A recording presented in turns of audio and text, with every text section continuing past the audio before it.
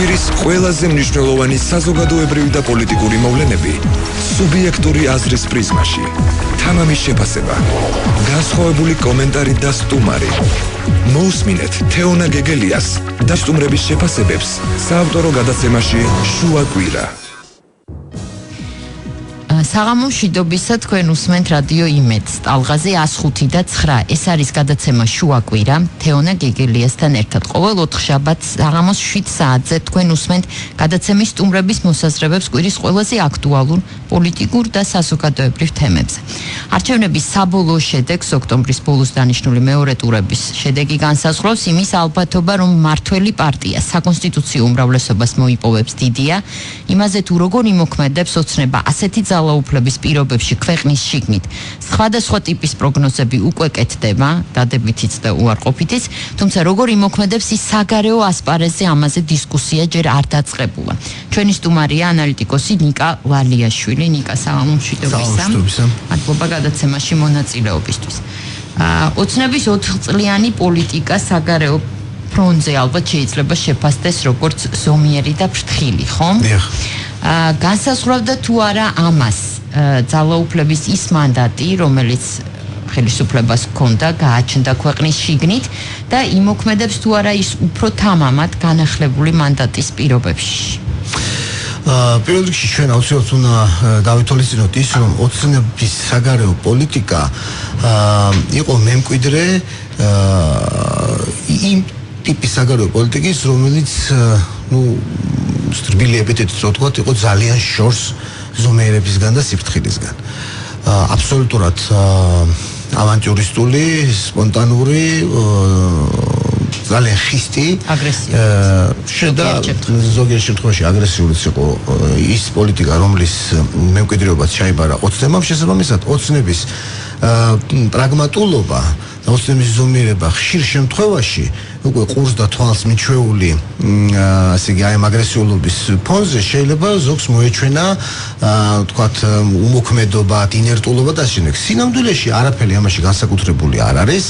ეს ზუსტად ის პოლიტიკაა, როგორ პოლიტიკასაც ატარებენ ჩვენი თქვათ სხვა მეზობელი ქვეყნები, ევროპის ქვეყნები, განსაკუთრებით დასავლეთ ევროპის ქვეყნები. ეს სწორედ არის სწორედ ზომიერება და სიფრთხილე ისეთ პარტნიორთან ურთიერთობაში, როგორც არის რუსეთი.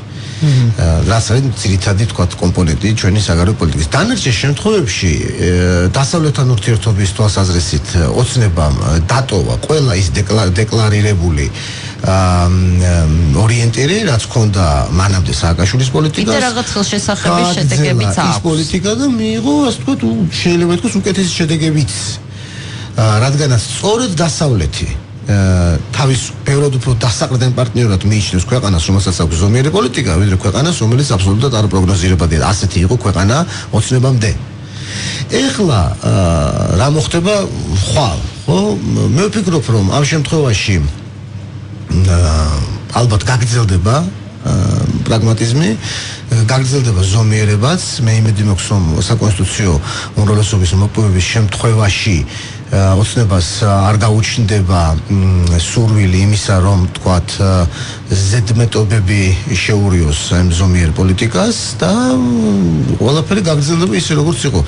პრაქტიკულად ეს პოლიტიკა არის ერთადერთი პოლიტიკა, რომელიც უზრუნველყოფს მშვიდობას ქვეყანაში. მოდი ასე ვთქვათ. მაგრამ ზედმეტობაში გასულისხმობ ესეც მაინც. არა, ხო შეიძლება გაუჩნდეს ცნულება იმისი, რომ უფრო პოპულისტური გახადოს საგარეო პოლიტიკა. მაგრამ არ ამგონია, რომ ეს ასე მოხდეს. გონივრულობის ფარგლებში შეიძლება ვთქვათ რაღაც საკითხების პედალირება, მაგრამ ზოგადად მთლიანობაში მე ვფიქრობ, რომ ამ პოლიტიკამ თავარი რაც მოგვიტანა, ეს იყო 4 წლიანი მშვიდობა. და მშვიდობის პერსპექტივა გაგრძელდება, თუ ეს პოლიტიკაც გაგრძელდება იმავე კურსით და იმავე დოზებით, როგორც აქამდე იყო.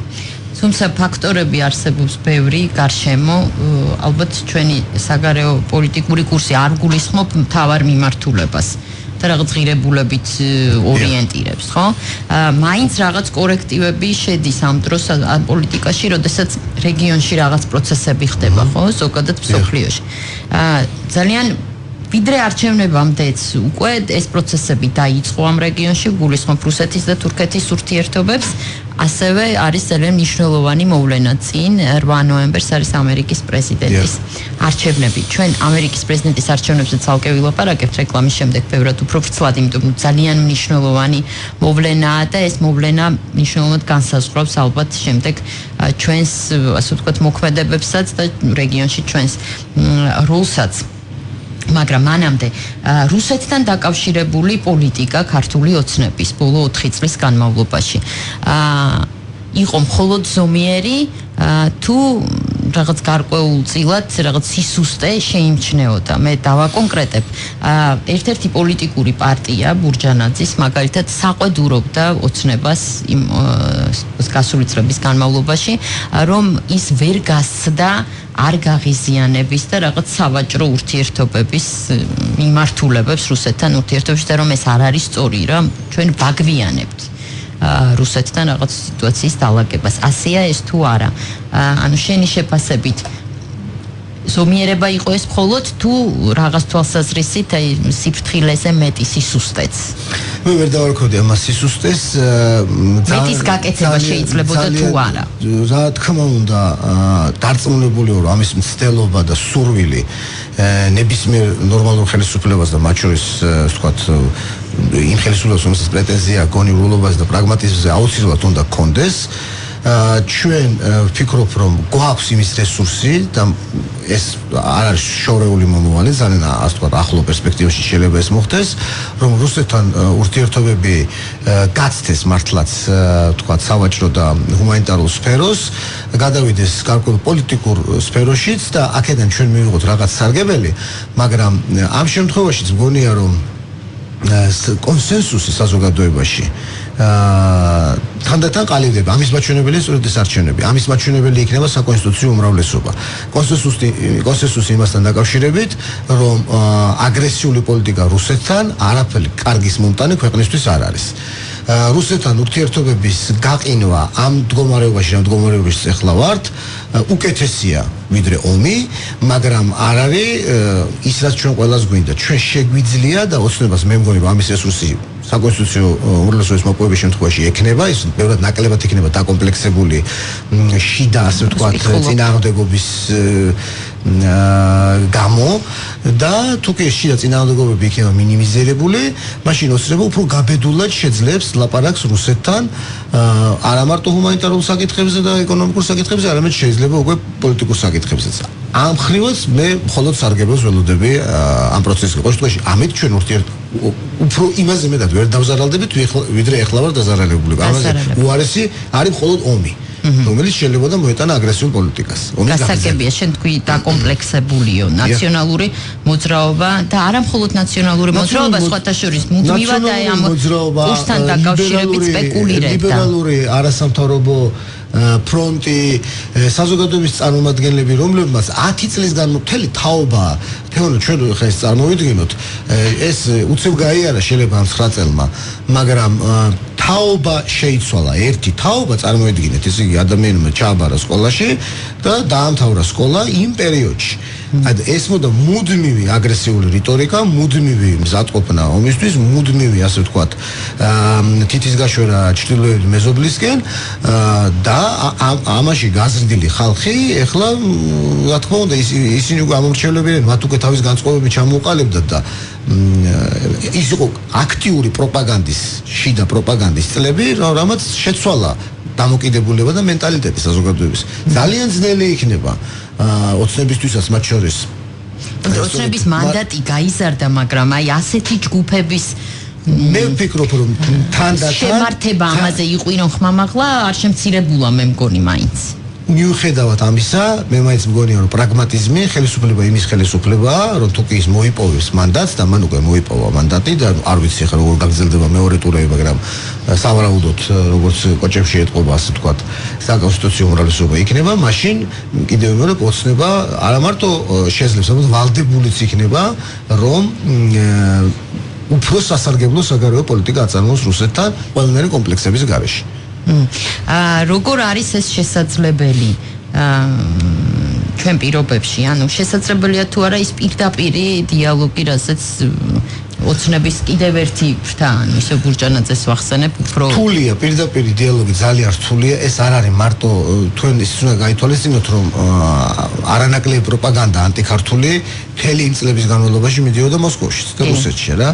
ისე რომ რაღაც ვალდებულებები და რაღაც კომპლექსები რუსეთის ხელისუფლებასაც აქვს თავისი ამორჩევლის მიმართ. ისე რომ ესე იგი მკვეთრი დათბობის ილუზია მე არ მაქვს, მაგრამ თანდათან ეს ყველა ყოველ შემთხვევაში 4 წლის თავზე მე დარწმუნებული ვარ, რომ ბევრად უფრო წინ ვიქნები წასული რუსეთ-საქართველოს ურთიერთობებში. საქართველოს სასარგებლოდ. კარგი. რუსეთ-თურქეთის ურთიერთობებს რაც შეეხება მე ეს ვითარება რომ რაღაცნაირად შეცვლილია, ანუ მათი რაღაც სწრაფად შეიცვალა მათი ურთიერთობები ჯერ ძალიან აგრილდა, მე ასე ვთქვათ დათბა. ეხლაც რაღაც ეს დათბობის პერიოდი აქვს, ანუ მათ არ აქვს არანაირი პრობლემები. ამ ფონზე გავრცელდა თურქეთის პრეზიდენტის ასე ვთქვათ ციტატა. და მან TRT იყო თუ არ ვცდები, ესეთია თურქული ტელეკომპანია, რომელმაც 15 ოქტომბერს გაავრცელა მისი გამოსვლის სრული ვიდეო ჩანაწერი და ეს ციტატა გავრცელდა. ერდოღანმა თქვა ასეთი რამ თურქეთის პრეზიდენტმა, რომ გულში საზღვრების გავლება შეუძლებელია და ამ კონტექსტში მან ახსენა ბათუმი. მე მაინც დავიკითხავ ციტატას, რომ გასაგები იყოს. თურქეთი მხოლოდ თურქეთი არ არის. 79 მილიონი მოქალაქის გარდა ის ასევე პასუხისმგებელია ასობით მილიონ ძმაზე იმ გეოგრაფიულ არეალში, რომელთანაც ჩვენ ისტორიული და კულტურული კავშირები გვაქვს. ზოგიერთები გვეკითხებიან, რატომ ინტერესდებით ერაყით, სირიით, საქართველოთი, ყირიმით, მთიანი ყარაბაღით, აზერბაიჯანით, ბალკანეთით, ჩრდილოეთ აფრიკით. თუმცა მათგან არავინ ინტერესდება, რომ არც ერთი ამ ადგილიდან ჩვენთვის უცხო არ არის. თუ შესაძლებელია რიზეს ბათუმისგან განსხვავება. ედირნესა და სალონიკის განცალკევება. როგორ შეიძლება ვიფიქროთ, რომ გაზიანთეპი, ალეპო, მარტინი, ჰასაკა, სირტე და მოსული ერთმანეთთან დაკავშირებული არ არიან. ეს არის სრული, ასე ვთქვათ, კონტექსტი რო არ დაგვემახინჯებინა ფრაგმენტი მისი გამოსვლიდან. არის თუ არა საფრთხის შემცველი ამ ტიპის განცხადება, იმიტომ რომ ეს სწორედ ასე გავრცელდა ქსელში, რომ ეს რაღაც თურქული იმპერიალიზმის, ასე ვთქვათ, გამოვლინება იყო. განცხადება თავისთავად არანაირი საფრთხეს არ შეიცავს, საფრთხე შეიცავს ის რეალობა, რომელსაც ეს განცხადება აბსოლუტურად ადეკვატურად ასახავს. მანამდე მე გაგახსენებთ, რომ არაერთხელ ყოფილა თურქეთის პოლიტიკური ელიტის წიაღში ასეთი იდეები, ეს იდეები იბადებოდა და შემდეგ ასევე ხმაურდებოდა და ჩვენ ვიგებდით ამის შესახებ. იყო დაუთ ოღლუს ცნობილი განცხადება, როდესაც მან თურქეთის პრემიერ-მინისტრის, ექს-პრემიერ-მინისტრის მაშინ ის იყო საგარეო საქმეთა მინისტრი, როცა ეს განცხადება გააკეთა, მან თქვა, რომ ჩვენ დავაკავშირებთ სხვადასხვა ქვეყნის სხვადასხვა წერტილებს ერთმანეთს, როგორც ადრე ეს ხდებოდა ოსმანთა იმპერიის დროს და თუ კი ვიღაცა აერთიანებს ევროპას რაღაცა ნიშნით, რატომ არ შეიძლება ჩვენ გავაერთიანოთ ძველი თურქული ტერიტორიები რაღაცა ნიშნით. იქ ახსენა მას სიტყვა ბათუმი, ასევე ეს ქალაქი მან ახსენა და ეს ფრაზა დამთავრდა ასეთი ასე ვთქვათ მისი რაღაც ფრთოსანი ეს გამონათქვამით, რომ თუ ამისთვის ჩვენ დაგვარქმევენ სელჩუკებს ან ოტომანებს, ეს ჩვენთვის მხოლოდ საამაყო იქნება. ისე ეს ამას ამბობს საგარეო საქმეთა მინისტრი თურქეთის. დღეს ამას ამბობს ერდოღანი. ერდოღანი არასოდეს არ გამოირჩეოდა, ასე ვთქვათ. თუმცა მან თქვა, მე გამომწვია ეს მნიშვნელოვანი, ჩვენ ფიზიკურ საზღვრებს პატივს ვცემთ. ასევე თუ თავის დროზე დაუთოღლუმაც, რომ ეს არ იქნება არც ომით, არც ვინმეს დისკრიმინაციით, არამედ ეს იქნება, ამიტომ იგულისხმება ეს კულტურული ექსპანსია და კულტურული ექსპანსიაზე იყო ლაპარაკი. თუ კულტურული ექსპანსიაზეა ლაპარაკი, ერდოღანი აბსოლუტურ სიმართლეს იზღვის. რა განასხვავებს მართლაც რიზეს ბათუმისგან? ცოტა ხანში უკვე იმ დონეზე მივალთ ჩვენ რა. ეს ხო ფაქტია. ჩვენ ხო გვაქვს სერიოზული პრობლემა. პრობლემა, რომელიც სწორედ აი ამ სრულიად უპასუხისმგებლო პოლიტიკამ დაგვიტოვა, ხო? როდესაც ხდებოდა პრაქტიკულად უფრო მეტი წახალისება და პრეფერენციების მინიჭება თურქეთის მოქალაქეებისთვის აჭარის ტერიტორიაზე, ამას ნებისმიერი ბათუმელი და ნებისმიერი აჭარელი დაადასტურებს, რაც ხდება დღეს ბათუმში. ისე რომ ნელ-ნელა უფრო და უფრო მეტად ემსგავსება ბათუმი ჩვეულებრივ თურქულ ქალაქს თუმცა ეს სხვა საქმეა, ეს არის თუ არა საფრთხე ეთნიკურობის თვალსაზრისით, რელიგიური თვალსაზრისით, იქ სკოლა გაიხსნა, იცით, ამაზეც ხელისუფლებამ გააკეთა რეაგირება, განათლების მინისტრმა თქვა, რომ ეს იყო აბსოლუტურად შეუთანხმებელი, თუმცა ეს სკოლა ახლაც ფუნქციონირებს, აგზელებს ფუნქციონირებს, არ ვიცი მიიღო თუ არა მან ის დოკუმენტაცია და ეს აკრედიტაცია, რაც საჭირო იყო. რეალობაა, ეს იცის ყველა, ეს იცის საქართველოს ხელისუფლებამ, ეს იცის ქართულოს სპეცსამსახურებმა, მაგრამ იმ საზოგადოებაში, ესეც მემკვიდრეობაა. ეს მემკვიდრეობა იმ საზოგადოებაში, რომელსაც ჩვენ 9 წელი უჭედავდით თავს იმითი, რომ თურქეთი ჩვენი სტრატეგიული პარტნიორია და თურქეთი ჩვენი, ასე ვთქვათ, პარტნიორია ასევე ნატოში გაწევრიანების საქმეში, რომელსაც თვითონ შეიძლება მალე გამოვიდეს, ეს საზოგადოება ამას ასევე ვერ აღიქვავს, რა თქმა უნდა. და ეს საზოგადოება მე თქვენ არ უნდა ჩათვალოთ, რომ ეს რაღაც დიდი რაოდენობა ხალხის. ეს არის ლიბერალური, ძალიან შეზღუდული რაოდენობის ადამიანები, სამწუხაროდ ეს ადამიანები არიან opinion maker-ები, ისინი ქმნიან დანარჩენ საზოგადოების აზრს. მათი ხმა ისმის ხმამა. მათი ხმა ისმის, ისინი არიან მედიაში, ისინი არიან არასამთავრობო ორგანიზაციებში, ისინი არიან ცნობილი ადამიანები და ეს აცდენილია, მევასწრებ. დღეს ქართული ელიტა აცდენილია, არის აბსოლუტურად დისტანცირებული ჩვეულებრივი ხალხისგან. ხალხს აქვს სხვა პრიორიტეტები და სხვა შეხედულებები. ხალხის პრიორიტეტია ზომიერება და ქართული ოცნება. ზომიერება, ქართული ოცნება პრიორიტეტია, ეს დადასტურდა არჩევნებში. ხო, ამას ვამბობ. და რამდენი არ ვიცით ქართული ოცნების რეაგირება რა იქნება. მე არ ამგონი რომ სხვავე რეაქცია ამაზე ალბათ არ უნდა იყოს.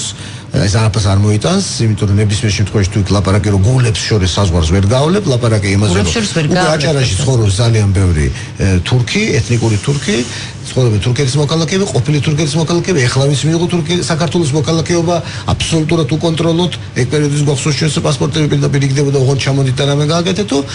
საქართველოს შრომის ბაზარი მთლიანად, ასე ვთქვათ, არის მოღიავებული და ვისაც შეუძლია შემოდის იქ და იკავებს იმ ადგილს, რომელიც წესით საქართველოს მოქალაქეები უნდა იკავონ. რა იქნება ოცნების სტრატეგია ვერ გეტყვით, მაგრამ კიდევ მეორე არ ამგონია რომ ეს გახდეს საფუძველი ეს განცხადება რაღაც ქვეყნებში რომ ურთიერთობის გაფუჭების. ეხლა არის რეკლამა ჩვენს ეთერში და რეკლამის შემდეგ გავაგრძელებთ ლაპარაკს. ეთერშია თეონა გეგელიას საავტორო გადაცემა შუა კვირა. ჩვენ დავბრუნდით პირდაპირ ეთერში, ანალიტიკოსი ნიკა ლალიაშვილი არის ჩვენი სტუმარი. ჩვენ ვლაპარაკობთ საქართველოს საგარეო პოლიტიკურ, ასე ვთქვათ, მომავალზე შემდეგი 4 წლის განმავლობაში. ნიკა, ამომრჩევლების უმრავლესობის საგარეო პოლიტიკური გემოვნება არა მხოლოდ ქართული ოცნების თვის ასეთი დიდი მანდატის მინიჭებაში გამოიხატა, არამედ პარლამენტში მოხვდა მცირე რაოდენობით, მაგრამ მაინც ნაციონალისტური მიმართულების პარტია. გულისხმობ, როგორც მას ვთქვათ, ახასიათებენ, გულისხმობ პატრიოტთა ალიანსს. რაც შეეხება აჭარას უშუალოდ, იქ პარლამენტში მოხვდა ასევე ნინო ბურჯანაძის პარტიის წარმომადგენლებიც, ხო? რისი ნიშანია ეს და რა გავლენას მოახდენენ ეს პარტიები ოცნების ზომიერ და ფრთხილ საგარეო პოლიტიკაზე? ძალიან კარგი შეკითხვაა, სწორედ აჭარით შეგვიძლია დავიწყოთ ეს ამბავი. აჭარაში საზოგადოების განწყობა ძალიან კარგად აისახა სწორედ ამ არჩევნებში. აჭარაში უკეთ აისახა იმ გაგებით, რომ ის პოლიტიკური ჯგუფები, რომლებიც მკაფიოდ გამოირჩეოდნენ, მოდი არ ვთქვათ ანტითურქული, კრიტიკული დამოკიდებულებით თურქეთის ექსპანსიონისტური პოლიტიკის მიმართ და საქართველოს ხელისუფლების, ასე ვთქვათ, ლოიალობის მიმართ ამ საკითხში, ისინი მოხვდნენ აჭარის ხელისუფლებაში, ხო?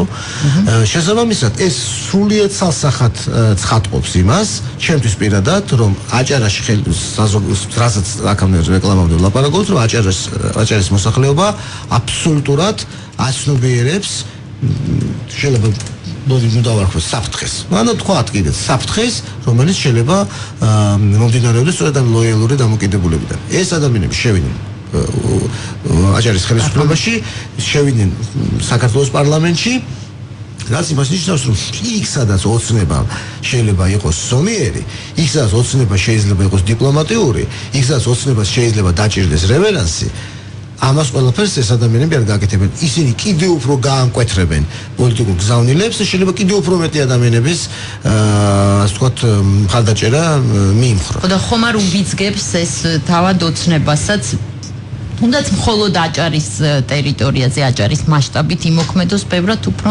მკვეთრად და მკაფიოდ.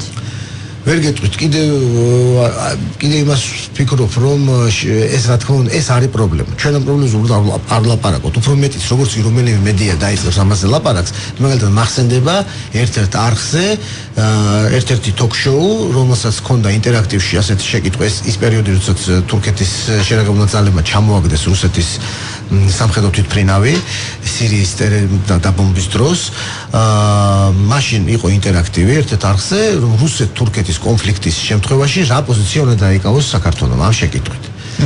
მე მახსოვს ეთერში ერთი ძალიან ცნობილი მწერალი, რომელიც დუჟმორეული უყვიროდა წამყვანს, რომ როგორ გაბედეთ საერთოდ პირდაპირ ამ ტექსტით, როგორ გაბედეთ ამ ინტერაქტივის დასმა, ეს რომ იმას ნიშნავს ავტომატურად, რომ ჩვენ ხალხს ვეუბნებით, რომ თურქეთი არ არის ჩვენი პარტნიორი, მას ვაიგებთ რუსეთთან და შემდეგ.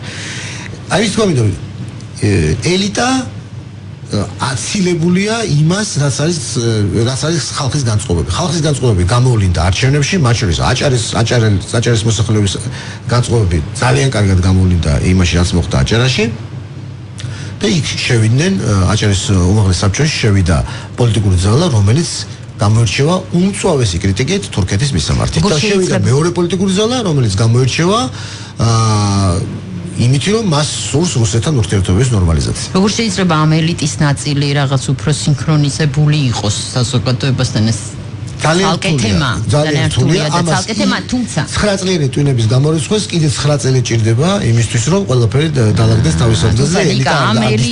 იმ ელიტის, რომელზეც ჩვენ ვაპარაკობ, განწყობები ცოტა კორექტირდა ამასობაში, მას შემდეგ, რაც თურქეთში სამხედრო გადატრიალების მცდელობა იყო და შემდეგ თურქეთის ხელისუფლების მოქმედებებთან დაკავშირებით მათი განწყობები ყოველ შემთხვევაში საჯარო შეიცვალა.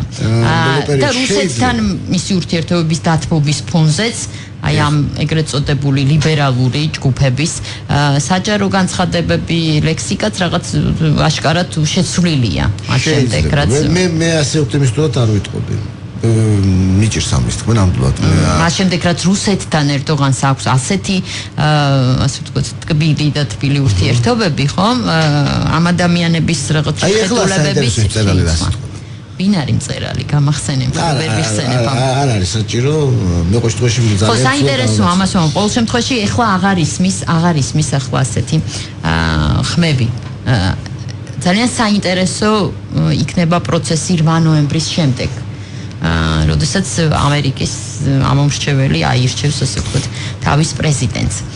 ესეც ძალიან საინტერესო კამპანია იყო, იმიტომ რომ ერთ-ერთი კანდიდატი დონალდ ტრამპი რესპუბლიკელების მთელი ამ კამპანიის განმავლობაში იყო განხილვის თემა არა მხოლოდ ამერიკაში, არამედ მე მგონი გარეთ უფრო ვიდრე თავად ამერიკაში. როგორც ვიცი, ბოლო ინფორმაციით კლინტონი უფრო წინ არის გამოკითხვებით, თუმცა ეს პროცენტი არის 4 თუ 11, ამაზე დავა ამერიკულ მედიაში. შემთხვევაში 4, შემთხვევაში 11, მაგრამ ეს პროცენტი იცვლება ელვისებური სისწრაფით. ის თუ რას მოუტანს რომელიმე ამ კანდიდატის არჩევა საქართველოს, ამაზეც ვილაპარაკოთ, ამის დრო გვექნება. მაგრამ შეიძლება თუ არა შედეგებზე დღეს ლაპარაკი, თუ ეს არჩევნები ამერიკის იქნება თავის შედეგით შეიძლება აღმოჩნდეს ძალიან მოულოდნელი. ყველა ფიქრობს, ახლა მე კითხულობ ხოლმე სტატიებს და აქ ბოლოს რაც წავიკითხე, ეწერა რომ ტრამპი ვერ მოიგებს, თუმცა ასეთი შიშები არსებობდა. როგორ შეგვიძლია თუ არა პროგნოზი გავაკეთოთ, ანუ რა შედეგით შეიძლება დასრულდეს და ორივე შემთხვევაში იქნება ეს კლინტონი თუ ტრამპი, რა პროცესები დაიწყება რეგიონში და ჩვენთან. ეს თვითონ ეს არჩევნები ამერიკის დავიწყოთ იმიტომ რომ მე ვარ ჩამოყალიბებული ტრამპისტი. კლინტონის სტუდიის სხვათა შორის. ძალიან კარგი. ესე იგი არ არის ასე რომ ტრამპს გულშემატკივრობენ მხოლოდ ის ადამიანები, მხოლოდ ცუდი ადამიანები კი. ეს არჩევნები არის გამორჩეული ამერიკის ისტორიაში, რადგანაც პირველ რიგში უნდა ის ვთქვათ, რომ პირველად ამერიკის ისტორიაში ორივე კანდიდატს აქვს ძალიან დიდი რეკორდული მინუს რეიტინგი. ანუ მათ მიმართ ეს იმას ნიშნავს, რომ მათ მიმართ საზოგადოების დიდ ნაწილში არის უკიდურესად ნეგატიური განწყობა. ორივეს მიმართ. რამდენიმე დღის წინ იყო Reuters-ის კვლევა, ძალიან საინტერესო, სადაც ახალგაზრდებმა 18-დან 25 წლამდე ახალგაზრდა ამერიკელების 24%-მა თითქმის ყოველ მეოთხემ თქვა რომ ტრამპის ან ჰილარის არჩევანს ურჩევნია დიდი მეტეორის მოხვედრა. აი ასეთი სამი არჩევნის ტრამპი, კლინტონი თუ მეტეორი. მეტეორს მისცა ხმა 23%. ესე იგი კოსმიურ კატასტროფა ურჩევნიათ რეალურად ამ ორივეს არჩევას. იმედგაცრუებულია დემოკრატების ამომრჩეველი, რადგანაც ჰილარი ვერაფერს ახალს მათ ვერ თავაზობს, ჰილარი აგრძელებს კლანურ ისტებლიშმენტის კლანურ ასე ვთქვათ პოლიტიკას, კლინტონების კლანს. ძალიან იმედგაცრუებული და დაბნეულია რესპუბლიკელების ამომრჩეველი, რადგანაც ტრამპი არ არის კლასიკური რესპუბლიკელი, ძალიან შორს დგას რესპუბლიკელობისგან ცხოვრების წესითაც და მენტალიტეტითაც და ყველაფრით. ისე რომ არჩევნები ძალიან არაპროგნოზირებადი იქნება, ალბათ დასწრება არჩევნებზე იქნება ძალიან დაბალი პროცენტი, იმიტომ რომ ეს ხალხი, ვისაც რაღაც შველაპარაკობთ, ისინი საერთოდ არაფერი ეცას. ისინი მეტეორს ელოდებიან. ისინი ელოდებიან მათ უჩვენებთ მეტეორის მოხვედრა. რაც შეეხება თვითონ ფიგურებს, რა თქმა უნდა, აქ ამ შემთხვევაში ერთმანეთს უკვე აღარ ეჯახება დემოკრატების და რესპუბლიკელების იდეოლოგია, ერთმანეთს ეჯახება ისტებლიშმენტის და ანტი-ისტებლიშმენტის იდეოლოგია. ამ შემთხვევაში ტრამპი არის გამორჩეული, აბსოლუტურად პოპულისტი ბევრი ყოფილა ამერიკის საპრეზიდენტო არჩევნებში, მაგრამ ტრამპი არის გამორჩეული, რადგანაც ის არასოდეს არ ყოფილა ვაშინგტონის კაცი, მას ის მაქსიმალურად დისტანცირებული იყო ყოველთვის ვაშინგტონისგან. მისი გამონათქვამები, რომელიც დიდი ხანია უკვე, რაზეც შეთანხმდა ვაშინგტონი და ამერიკული საზოგადოება, უნდა ყოფილიყო ძალიან მარგინალური და პრაქტიკულად ასე ვთქვათ ჩვეულებრივი ამერიკელის ყურს ეს გამონათქვამები აღარ უნდა გაიგო, აღარასოდეს უკვე იქამდე მიდიოდნენ ბოლო პერიოდში, რომ ტომ სოიერის, მარკ ტვენის ტექსტის გადაკეთებაზე იყო ლაპარაკი, იმიტომ რომ ინდიელი ჯო და უნდა ყოფილიყო ვთქვათ ნეიტივ ამერიკან ჯო და რაღაც ამ დონეზე ის კლინტის სტუდმა თქვა რომ მე არ მომწონს ბევრი რამე ტრამპის, მაგრამ ძალიან სიამოვნებს ყურს, როდესაც ესეთი გაუფილტრავი ტექსტი გესმის პოლიტიკის. ტექსტი სიამოვნებს არა მარტო კლინტის სტუდის ყურს, არამედ გაუფილტრავი ტექსტი სიამოვნებს არიზონაში ან სადღაც ვთქვათ ნევადაში მყოფი ჩვეულებრივი რიგითი ამერიკელის ყურს, თეთრკანიანი მამაკაცი, საშუალო განათლების მქონე და საშუალო ასაკის ადამიანის ყურს ტრამპის სიტყვები ეფინება, ასე ვთქვათ, ძალიან სასიამოვნოდ. ეს კაცი ამბობს იმას, რასაც ისინი ყველანი დანარჩენები ფიქრობენ, მაგრამ რასაც უკვე ვეღარ ამბობენ, რადგანაც მეინსტრიმული მედია, მეინსტრიმული პოლიტიკური კლასი, მეინსტრიმული არასამთავრობო ორგანიზაციები, თუნდაც ჰოლივუდის მეინსტრიმული ნაწილი, Wall Street-ი და შემდეგ ეს ყველანი მოახდენენ მის მომენტალურ მარგინალიზაციას. ეს არის მხოლოდ კამპანიის ნაწილი, ეს კამპანია ზოგადად მისი ასეთი ლექსიკა, თუ რა შეიძლება მოხდეს იმ შემთხვევაში, თუ კი ის გახდება პრეზიდენტი, ჩვენ ვიცით მისი რაღაც მართლაც ისეთი ზოგიერთი ძალიან მძიმე განცხადება. როგორ მოიხსენიებს ის ქალებს მაგალითად, ხან ძაღლებს ეძახის, ხან ხორებს, ხან სხვა ცხოველებს როგორ ხასიათზე არის. ქალების მიმართ უცირესობების მიმართ. შეიძლება მან ეს რეალურად რაღაც რეალობა. ეხლა რაც შეეხება ამას, ამ ტრამპი კედელის აღმართოს მექსიკის საზღვარზე. ხო, ნუ აი ამის ეს რამდენად რეალურია. ძალიან მარტივად რომ როგორც არ უნდა იყოს ტრამპის პოლიტიკა, მას მოუწევს ყველა თავისი გადაწყვეტილების გატანა კონგრესში და სენატში. ეს არის ურთულესი, ასე ვთქვათ, ლაბირინთი. ალბათ წელიწად ნახევარი დაახლოებით ასე ტრამპს მოუწევს არჩევის შემთხვევაში ურთიერთობების დალაგება პირველ რიგში თვითონ რესპუბლიკურ პარტიასთან, მოუწევს ურთიერთობების დალაგება კონგრესთან და სენატთან. ისე რომ ასეთი რაღაცები, რაც შეიძლება იყოს ცენტრალური ფრაზები, სლოგანები მისი საარჩევნო კამპანიის, რა თქმა უნდა, საბოლოო ჯამში დარჩება კამპანიის ნაწილი. შეიძლება რაღაც ნაწილები გაკეთდეს კიდეც, მაგრამ ძირითადად რა თქმა უნდა მას ძალიან გაუჭირდება საგარეო პოლიტიკა. მისი ასე ვთქვათ იდეების გადაღება. ის განცხადებებს აკეთებს რუსეთთან დაკავშირებით ძალიან ლოიალურ ზოგჯერ. არა, ეს სანამ გადავალ. ძალიან საინტერესო არის რა, რომ დემოკრატიულ პარტიას ჰქონდა იმის შანსი, რომ ტრამპის საპირწონედ დაეყენებინა ასეთივე ანტი-ისტაბლიშმენტის ადამიანი. გამორჩეული ნამდვილად პოლიტიკოსი ის იყო ბერნი სანდერსი, სოციალისტი, რომელმაც უცებ მოიპოვა ხალხის მხარდაჭერა, ვერმონტის შტატის სენატორი, აჯობა მთელ რიგ შტატებში ჰილარი კლინტონს, მნიშვნელოვნად აჯობა, მაგრამ უცებ შეშფოთდა ამაზე თვითონ დემოკრატიული პარტიის შტაბი და ისტაბლიშმენტი, რადგან მართლაც ასე ვთქვათ სოციალისტი, რომელიც პირდაპირ ამბობს, მისი იდეალი არის სახელმწიფო მოწყობის სკანდინავიური ქვეყნების ასე ვთქვათ სოციალური დემოკრატია. აი ეს ადამიანი მოდიოდა ხელისუფლებაში. ის ითხოვდა მარიხუანის დეკრიმინალიზაციას, იბრძოდა LGBT უფლებებისთვის და სხვა შორის იგი ამბობდა ასეთ ფრაზას, რომ და ამით შეგვიძლია გადავიდეთ უკვე თქვენ შემდეგ შეკითხვაზე, რომ იმის ნაცვლად, რომ ამერიკა ხარჯავდეს კოლოსალურ თანხებს თავდაცვაში, რომელიც მას უნდა რომ გამოიყენოს ცივი ომის დროინდელ ფანტომის წინააღმდეგ, განუჩნდროში რუსეთის წინააღმდეგ, ჯობია რომ ეს თანხები დაიხარჯოს ტერორისტთა ბრძოლაში, თუნდაც რუსეთთან ერთად.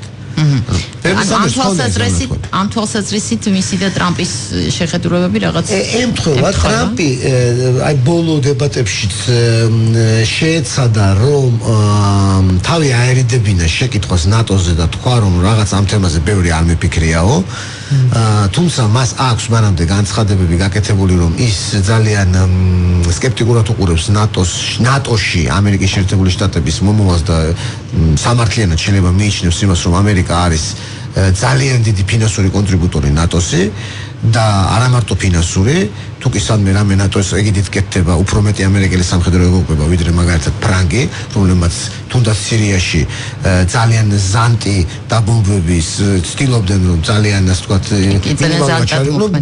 უკვე პარიზში აფეთქდა ბომბი ამის შემდეგ დაიწყეს ბომბები და ამის შემდეგ ჩაერთვნენ აქტიურად კოალიციის საქმეებში ტრამპი ამ შემთხვევაში გამოხატავდა ასევე ამერიკელების დიდი ნაწილის განწყობას ევროპის მიმართ რომ ევროპა იყო ძალიან სუსტად ჩართული გლობალური უსაფრთხოების შენელობის პროცესში, სადაც ამერიკა ფულითაც და ადამიანური ჯარისკაცების სიცოცხლით იყო უბრალოდ ჩართული და თავის თავზე ქონდა აღებული თელესპასუხისმგებლობა. ამიტომ ნატოს მიმართ ტრამპი, ვთქვათ,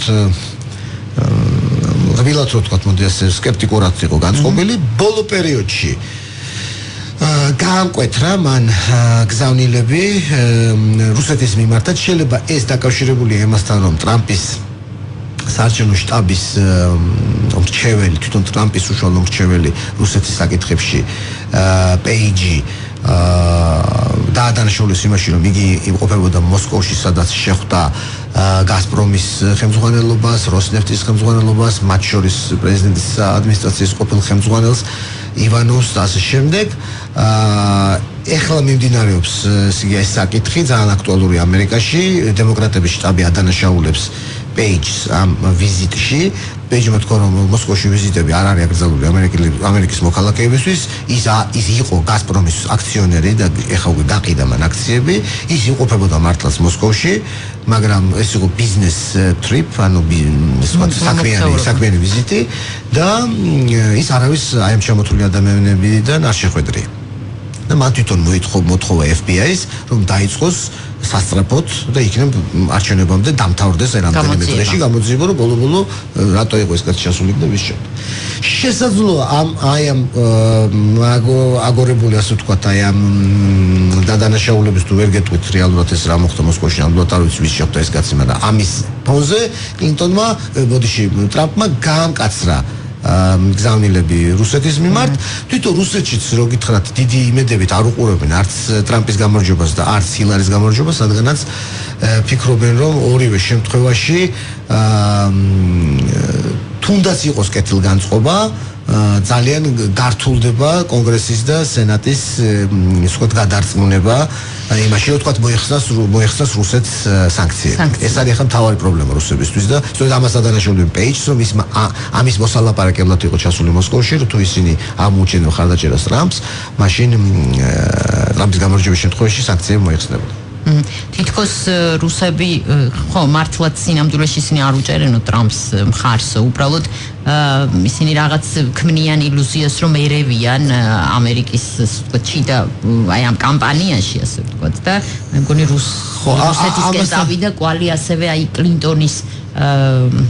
კლინტონთან დაკავშირებული ინფორმაცია რო გახდა ცნობილი კი ჰაკერი თითქოს ამაზე ტრამპმა თქვა რომ რატო უნდა დავადანაშაულოთ რუსეთს როცა ეს არ არის დადასტურებული ჩვენ ბევრი მტერი ყავს და შეიძლება ეს იყოს ჩინეთის ხელი შეიძლება იყოს ირანის ხელი და ასე შემდეგ რაც შეეხება თვითონ რუსეთის პოლიტიკურ ასე ვთქვათ establishments რუსეთის პოლიტიკურ ელიტას და განწყობებს არის ნაწილი რომლებიც მიიჩნევენ რომ ჯობია პროგნოზირებადი ჰილარი რომელთანაც რუსეთმა შეიძლება ითამაშოს პარტნიორი მოწინააღმდეგის როლი რაღაც საკითხებში პარტნიორი რაღაც საკითხებში მოწინააღმდეგე ვიდრე არაპროგნოზირებადი ტრამპის რომელიც აღფრთოვანდა პუტინის გამონათქვამზე რომ ის არის ასე ვთქვათ პუტინმა ასე თქვა რუსულად იარკაე ფიგურა ეს თარგმნეს იქ როგორც გამორჩეული ფიგურა აღმოჩნდა რომ იარკაე სულაც არნიშნავს გამორჩეულზე შეიძლება ის იყოს სულაც კაშკაშა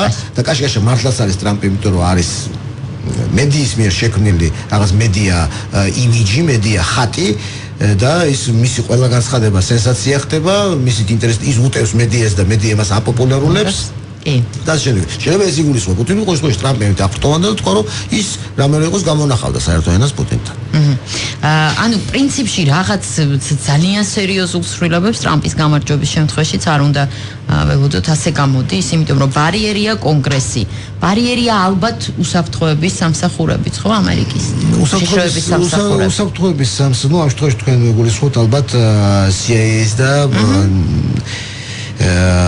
ეროვნულ ამერიკის უსაფრთხოების სააგენტოს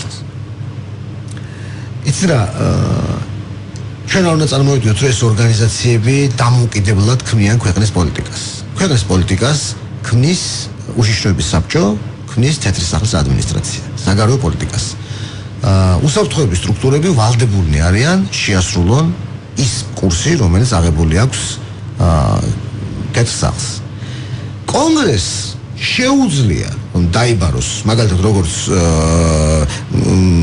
ჰილარი კლინტონი ექს ასე ვთქვათ სახელმწიფო მდივანი იყო დაბარებული და 30 საათიან დაკითხვას გაუძლო კონგრესში ეგ სხვა საქმეა მაგრამ უსაფრთხოების სამსახურები ჩვენ არ უნდა წარმოვიდგინოთ ეს რაღაც დამოუკიდებელი რაღაც კასტა ლუჟა გასაგებია თუმცა ისინიც რაღაც პრეზიდენტის საწინააღმდეგოდ არა ეგ გამორიცხული საქართველოსთან დაკავშირებით შესაბამისად შეიძლება თუ არა რამე ასე ვთქვათ ცვლილებები იყოს ტრამპის შემთხვევაში მე ტრამპს უფრო ვარკვევ იმიტომ რომ რა იცი რა ხდება თუმცა ამბობენ რომ მაინც კლინტონი გახდება კლინტონის შემთხვევაში ალბათ არაფერი განსაკუთრებით არ შეიცვლება ხომ ჩვენს ურთიერთობებში აი ტრამპთან დაკავშირებით ძალიან მნიშვნელოვანი იქნება რაც არ უნდა ბანალურად ჟღერდეს ხანასაც ვიტყვი პერსონალური ურთიერთობები ქვეყნების მეთაურებს შორის საქართველო არის ამერიკის სტრატეგიული პარტნიორი, მიუხედავად იმისა, ამერიკის სათავეში ვინ მოვა.